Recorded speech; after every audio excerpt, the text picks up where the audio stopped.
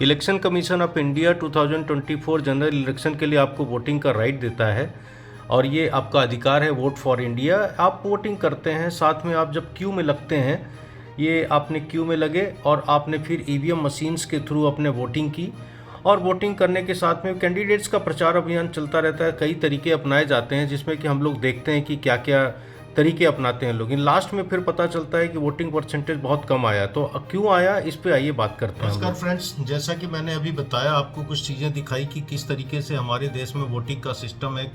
हम लोग क्यू में लगते हैं, वोटिंग करते हैं, ईवीएम मशीनें यूज होती हैं। Vote election commission of India आपको कई तरीके के राइट्स देता है जिसको कि आप यूज करते हैं, उसके थ्रू आप वोटिंग करने जाते हैं। लेकिन लास्ट में पता चलता है कि वोटिंग परसेंटेज बहुत कम हुआ। तो क्यों कम हुआ, इसके पीछे कई कारण हैं जिसको कि आइए हम लोग बात करते हैं। तो पहला कारण मुझे तो ये लगता है कि हम सभी को अपना वोटिंग राइट्स का यूज करना चाहिए। ये आपका अधिकार है, ये हमने भी अपना वोटिंग किया हुआ है, ये उसकी निशानी है जिसको कि मतलब आप दिखा सकते हैं। ये निशानी मिलती है जब हम वोटिंग करते हैं। अभी वोटिंग करने के बाद में आप किसको देते हैं, क्या देते हैं, आपका अधिकार है। आप कैसे यूज करते हैं, किसको पसंद करते हैं, दैट्स योर राइट। लेकिन साथ ही साथ में फिर हमको लोगों को प्रोत्साहन देना चाहिए कि आइए हम सभी लोग मिलकर वोटिंग करें, क्योंकि अगर आप करेंगे नहीं तो कल को आप किसी को बता नहीं सकते हैं कि हाँ हमने वोटिंग किया था, भाई फला आदमी को मैंने सेलेक्ट किया था, उसने काम किया नहीं किया, जो भी है। एक रह जाता है मन में कि काश हमने भी वोट किया होता तो आज मैं जिस कैंडिडेट को पसंद करता था उसको मैं चूज कर सकता था या कर सकती थी। तो दोनों ही चीज़ें हैं। अब आज के समय में एक ट्रेंड बहुत अच्छा चल पड़ा है कि मैंने वोटिंग के टाइम पे देखा कि लेडीज़ की लाइन बहुत लग रही है। दैट मीन्स कि अगर लेडीज़ आज के समय में अपना मतों का, अपना अधिकार का इस्तेमाल कर रही हैं तो वो एक अच्छी बात है, क्योंकि वो पहले के टाइम में एक गुट बनता था, परिवार साथ में जाता था, जिसको बोलता था उसको लोग वोट डालते थे। लेकिन आज के समय में लेडीज़ अपने मत का अधिकार खुद से डिसाइड करके करती हैं, वो एक बहुत बड़ा फैक्टर है। एक तो ये हो गया कि घरों से लोग बाहर कम निकलते हैं, ज़्यादातर लोग बाहर रहते हैं। कई लोग जो वोटिंग का टाइम होता है उस टाइम पे घर पे पहुंच नहीं पाते हैं, और कई लोग ऐसे हैं तो जो बिल्कुल सुप्तावस्था में है। दैट मीन्स कि उनको कोई फ़र्क नहीं पड़ता, कोई आए कोई जाए। या तो वो बहुत अमीर हैं जिनको कोई लेना देना नहीं है, या फिर वो समाज और देश दुनिया से अपने आप को ऊपर समझते हैं, जिसे उनको लगता है कि मैं वोट दूँ ना दूँ वो मेरा अधिकार है, मैंने नहीं दिया, ख़त्म बात। तो ये कहीं ना कहीं गलत है। लेकिन अब दूसरा एस्पेक्ट है कि हमारा वोटिंग परसेंट उनके लिए भी क्यों ना कंसीडर किया जाए, election commission of India and government of India. And साथ ही साथ में हम अपने पीएम से भी रिक्वेस्ट करेंगे कि कुछ ऐसा तरीका अपनाया जाए कि जिससे कि वोटिंग परसेंटेज बढ़े। कैसे बढ़े?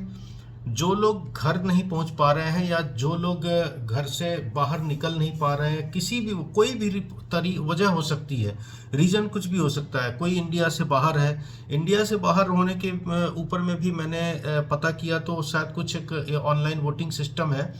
कुछ जो बहुत बुजुर्ग हैं उनको घर से वो मत का अधिकार एक पेपर आता है जिस पे कि साइन करके देते हैं, वो अपना अधिकार का इस्तेमाल करते हैं। लेकिन वो शायद 85 या 90 ईयर्स से ऊपर के लोगों के लिए है।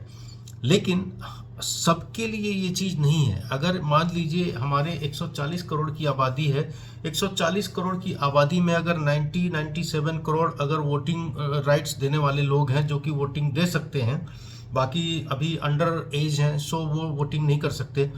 लेकिन क्या 97 करोड़ लोग वोट करते हैं? नहीं करते, क्योंकि अगर 97 का 97 करोड़ लोग ही वोट करें तो फिर तो 100% वोटिंग हो जाएगा। लेकिन 6 फेज तक में पता चला कि 60% से भी नीचे हमारा वोटिंग हुआ है। क्यों हुआ है? क्योंकि अगर हम देखें तो 60% मतलब कितना हो गया? लगभग 55 करोड़। तो 97 करोड़ में से 55 करोड़ लोग अगर खाली वोट करेंगे तो फिर बाकी के जो लोग हैं वो खाली यही बोलते रहेंगे कि ये तो पता नहीं कैसा गवर्नमेंट आ गया, क्या हो गया, क्या, मतलब 10 तरीके की बातें लोग करेंगे और करते हैं, क्योंकि उनको बोलने का चाहिए अधिकार। बोलने का अधिकार वो पूरा समझते हैं, लेकिन मत का अधिकार यूज करना नहीं जानते। तो गवर्नमेंट से और इलेक्शन कमीशन ऑफ इंडिया से मेरी रिक्वेस्ट है कि हमारा बैंकिंग सिस्टम, पेमेंट सिस्टम, इतने जो सिक्योर्ड सिस्टम्स हैं, सभी कुछ जब ऑनलाइन हो सकता है तो हम लोग क्यों नहीं कुछ ऐसी तकनीकी, कुछ ऐसा टेक्निकल एस्पेक्ट डिवाइस डेवलप करें जिसमें कि जो लोग जाते हैं या नहीं जाते हैं या फिर जो जा नहीं पाते हैं तो वो घर बैठे या कहीं भी ट्रैवल कर रहे हैं, मान लीजिए इंडिया में ही रह के कोई एक आदमी एक स्टेट में एलिजिबल है वोटिंग के लिए लेकिन वो दूसरे स्टेट में है, वो आ नहीं सकता है। क्यों नहीं आ सकता है? कुछ वर्कर कैटेगरी है जिसको कि छुट्टी नहीं मिलेगी, कॉन्ट्रैक्टर के यहाँ काम कर रहा है वो साइट से जा नहीं सकता है, किसी दूसरी कंपनी में काम कर रहा है वहाँ पे सीईओ का विजिट हो गया, नहीं जा सकता है। कुछ भी ऐसा हो सकता है जो कि मतलब उनको उस पर्टिकुलर मोमेंट पे वो उनकी अवेलेबिलिटी को रोकता है। तो हमें कुछ न कुछ ऐसा डिवाइस मोबाइल सिस्टम में ही आज के समय में ऐसा डेवलप होना चाहिए। इलेक्शन कमीशन ऑफ इंडिया के ही वेबसाइट पे कुछ ऐसा सिस्टम होना चाहिए कि हर आदमी अपना उस ऐप को डाउनलोड करे। डाउनलोड करने के बाद में उसमें अपना जो आइडेंटिटी है, आइडेंटिटी 2-3 तरीके की हो सकती हैं। मैं बहुत ज़्यादा लीगल एक्सपर्ट नहीं हूँ इसलिए मैं नहीं बता सकता, लेकिन जो मुझे पता है, जो मुझे समझ में आता है वो मैं बता रहा हूँ आपको। लीगल एक्सपर्ट लोग अपनी राय दे सकते हैं इस पर। आधार कार्ड एक हमारा है जो कि आईडी है हमारा। इलेक्शन कमीशन में जो वोटर आईडी कार्ड है वो हमारा है। साथ ही साथ में जो आदमी जहां रह रहा है तो वो डोमिसाइल सर्टिफिकेट एक अपना गवर्नमेंट खुद ऐसा करे कि जिसको लोग फिल करें, वो ऑटोमेटिकली डेवलप हो जाए कि हाँ ये पर्सन इस समय यहाँ पे अवेलेबल है, उनका पर्टिकुलर। क्योंकि हमारे बहुत से ऑफिसेज में आज के समय में फेस मैपिंग हो गई है।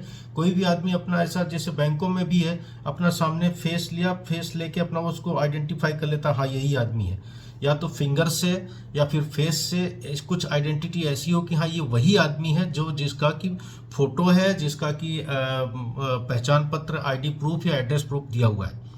इस तरीके की कुछ चीज़ें यूज करके अपना डायरेक्ट वोटिंग कर सकता है। तो फर्जी वोटिंग भी नहीं होगी इसमें, कोई भी आदमी घर बैठे कर सकेगा। और एक बार जिस डिवाइस से, एक बार सपोज करिए एक मोबाइल से अगर किसी ने एक बार वोटिंग कर दिया तो उसके बाद से फिर वो ऐप जो है उस वोटिंग का वो खुले ही ना।